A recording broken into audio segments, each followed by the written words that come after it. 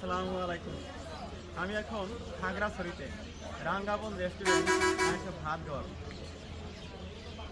খাগড়াছড়ি পাহাড়ি জনপদ, সেই জনপদে আমরা প্রথমেই আমাদের সকালের টিফিনের কাজ সেরে নেব। তারপরে খাওয়া হলে আমরা চলে যাব সেই সাজেক ভ্যালির দিকে। আজকে সারাদিন এবং কালকে কয়েকটা প্রহর আমরা সেই সাজেক ভ্যালি ঘুরে দেখব।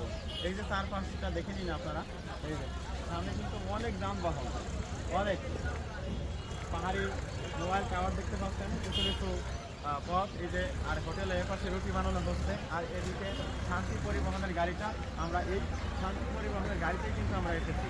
আর ওই যে এখান থেকে Khagrachhari 20 kilometre, Chattogram 130 kilometre, Dhaka 279 kilometre. ঠিক এমন একটা স্থানেই কিন্তু আমরা রাঙ্গাবন রেস্টুরেন্ট অ্যান্ড ভাতঘর, সেই রেস্টুরেন্টের সামনেই আমরা এই ভিডিও ধারণ করছি। এই যে আমি আপনাদেরকে দেখিয়ে দিচ্ছি, আপনারা যারা খাগড়াছড়ি আসবেন, খাগড়াছড়ি থেকে দীঘিনালা আসলে সেই দীঘিনালাতেই কিন্তু এই ট্যুরিস্ট ক্যাম্প রাঙ্গাবন রেস্টুরেন্ট অ্যান্ড ভাতঘর। এখান থেকে 2-4টে দানা পানি খেয়ে নেবেন, তারপরে ভ্রমণের কাজে বের হবেন।